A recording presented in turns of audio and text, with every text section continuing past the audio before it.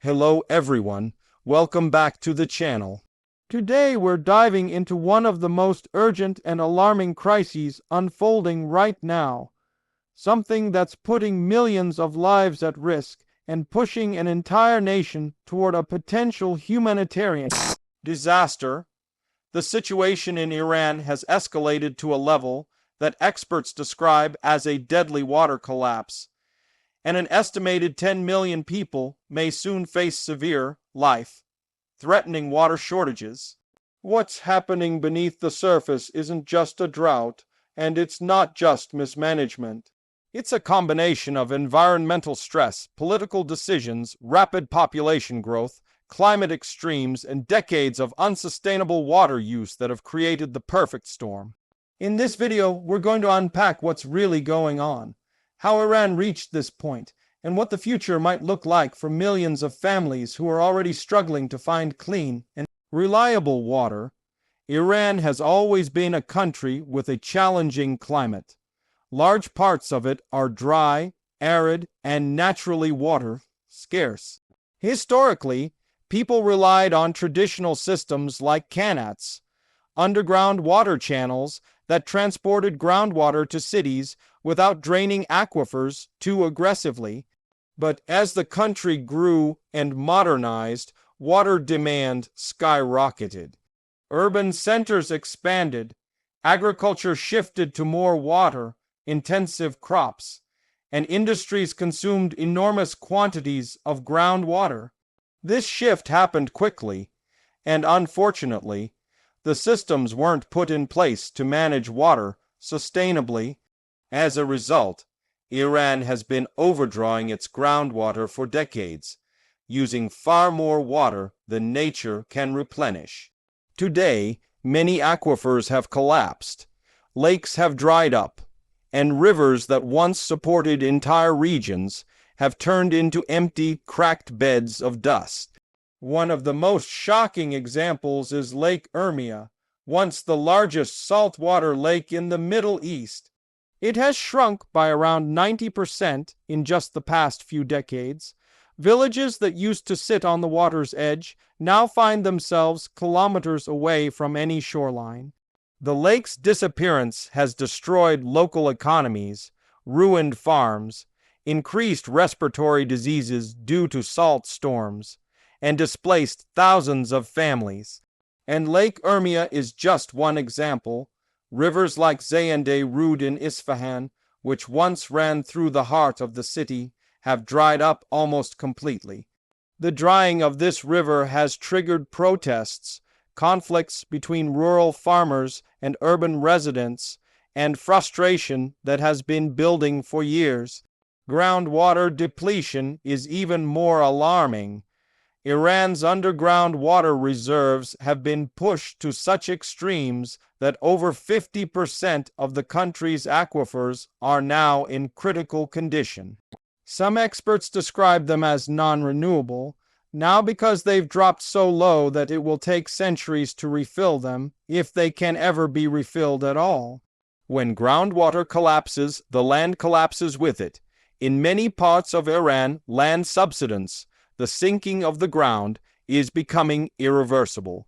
Some regions around Tehran are sinking by more than 25 centimeters per year, which is among the fastest rates in the world.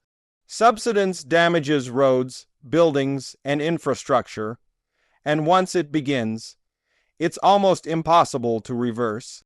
It's not just an environmental issue, it's a long-term threat to the country's stability. This crisis has real human consequences that are already unfolding. Villages across provinces like Sistan and Balochistan, Khuzestan, Yazd, and Kerman are seeing water shortages so severe that some communities depend entirely on water trucks to survive. In the southeast, children and women often walk several kilometers a day just to find water. Many families have no running water at all, and in some places, what little water is available is contaminated. Hospitals report rising water-borne diseases, and schools struggle because children miss classes to help their families fetch water. In cities, the situation is not much better. Major urban areas like Tehran, Isfahan, Shiraz, and Mashhad are facing increasing rationing. Authorities sometimes cut off water for hours or entire days to manage shrinking supplies. During peak summer months, some neighborhoods wait anxiously, unsure whether their taps will run at all.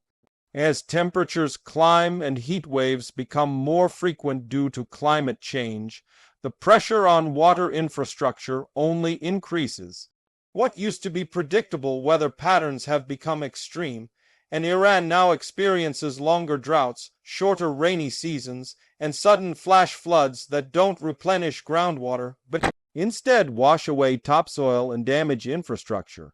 Agriculture, one of Iran's largest sectors, is collapsing under water stress. Nearly 90% of Iran's water is used for farming, but much of it goes to crops that are incredibly water-intensive, like wheat, rice, and pistachios. Farmers are stuck in a difficult situation. They need to grow crops to survive, but using groundwater the way they have been is no longer sustainable. As wells run dry and irrigation channels crack and crumble, thousands of farmers are abandoning their land. This rural migration is creating new social challenges, putting more pressure on already crowded cities and reducing domestic food production. At the heart of the crisis is a combination of climate change and decades of government mismanagement. Policies that encouraged unsustainable farming, over-extraction of groundwater, and large dam projects have contributed significantly to the problem.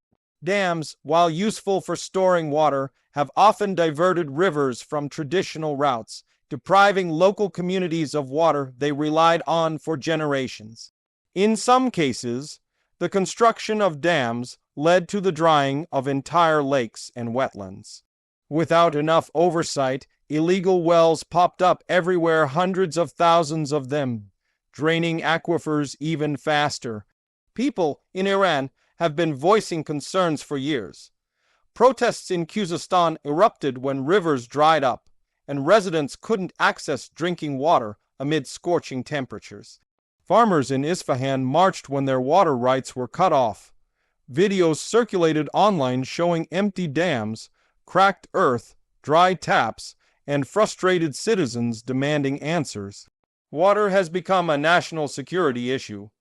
When a country runs out of water, everything becomes unstable. Food systems, public health, the economy, and even political structures. The most urgent question now is, can Iran recover from this? Many experts warn that the point of no return has already been crossed in several regions. Once an aquifer collapses, once fertile land turns to desert, once entire lakes vanish, bringing them back is extremely difficult and may take decades or even centuries. However, there are still pathways to slow down the crisis if dramatic changes begin immediately. This includes modernizing irrigation systems, shifting to crops that require less water, cracking down on illegal wells, restoring wetlands, investing in desalination where possible, and cleaning polluted reservoirs, but these solutions are expensive and require long-term commitments.